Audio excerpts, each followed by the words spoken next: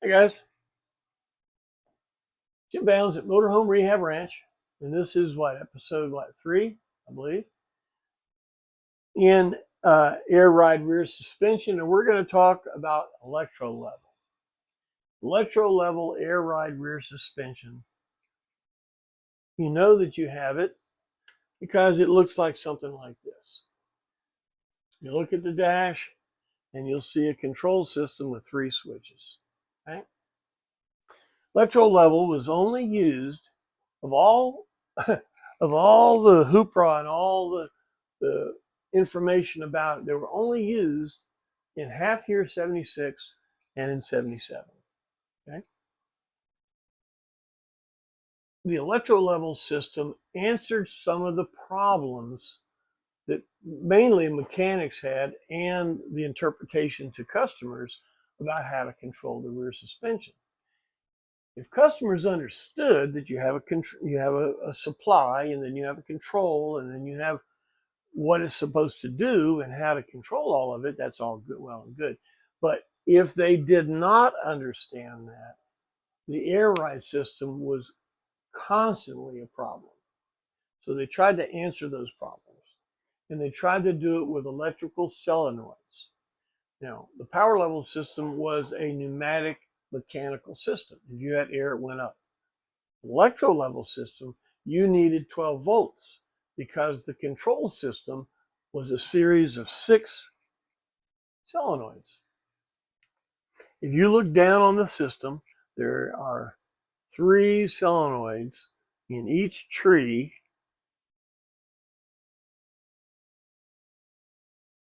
Okay.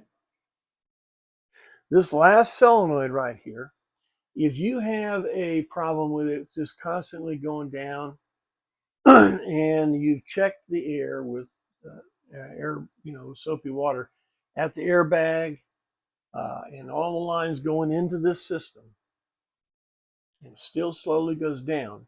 First thing, look in the airbag, because there is a seal on the inside of the airbag where that airline goes in. And this is for the power level guys too. Where the airline goes in, this is an adapter. Right? This is threaded into the airbag. The airbag itself has actually a female fitting. This adapter threads into it, and then you put everything on it. There is a seal in the bottom of that fitting that Firestone admitted they use air to put it in there. In other words, an air tool.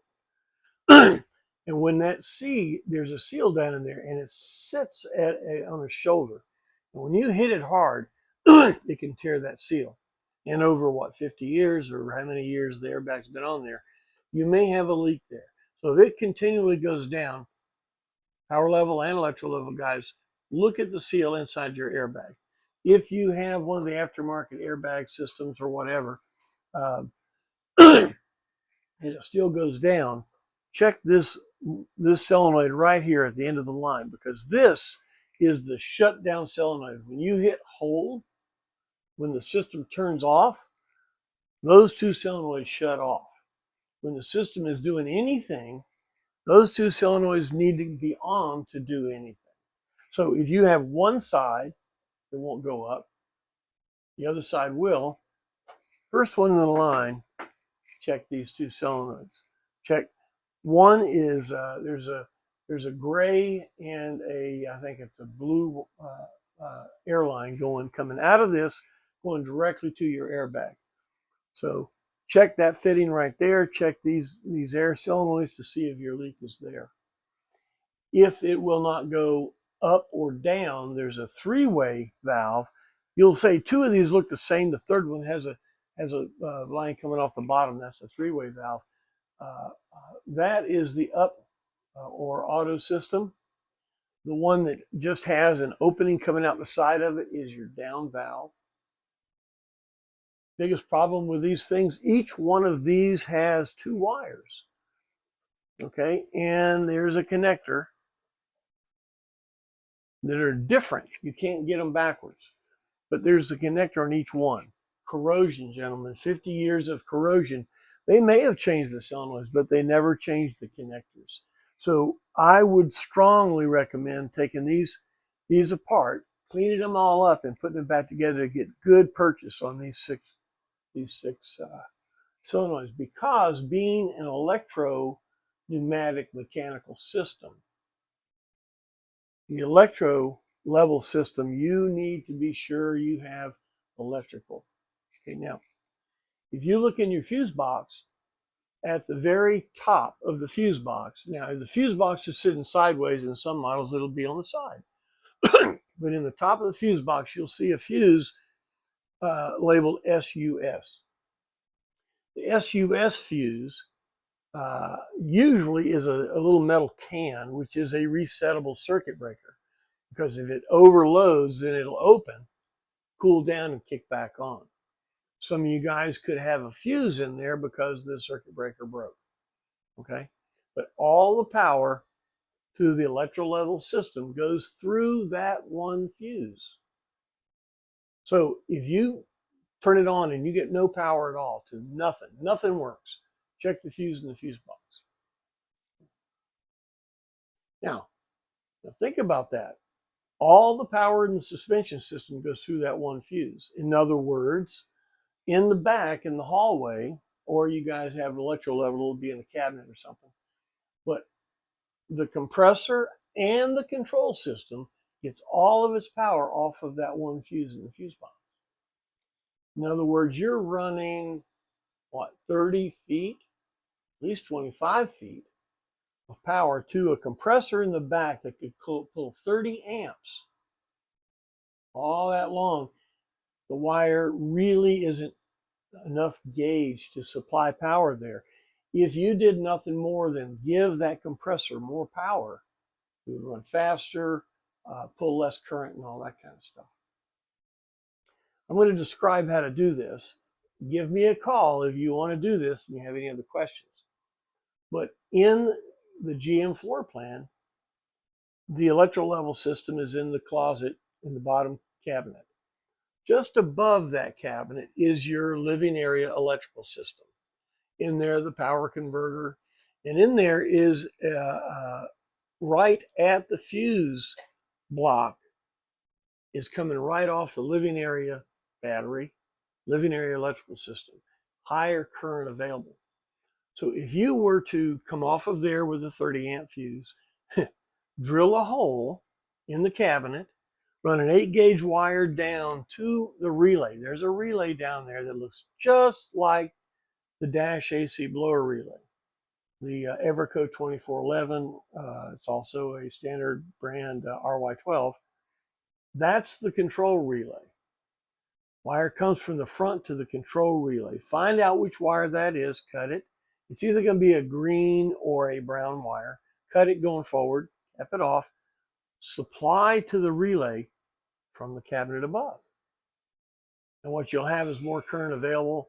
The electro-level system compressor that's in the back will be working off of the living area battery now.